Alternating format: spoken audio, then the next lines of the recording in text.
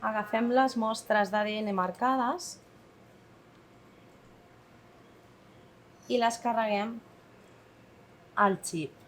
Ho hem de fer de manera molt suau, ja que és un ADN de cadena molt llarga i és molt sensible.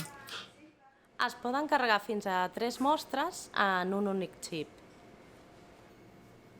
Ara afegim a cada flow cell els connectors que després tindran la càrrega per fer córrer el DNA a través dels nanocanals.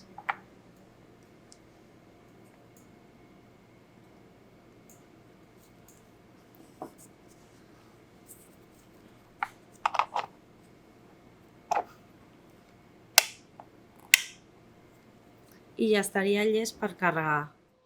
Una vegada tenim l'ADN extret i l'hem col·locat a dintre del xip, els xips es posen a dintre d'aquest aparell, el Sapphire System, i aquí el que passa amb les molècules és que passen a través d'uns nanocanals i podem veure aquí a la pantalla com es veuen les molècules de DNA corrent de forma linearitzada amb tot el marcatge fluorescent.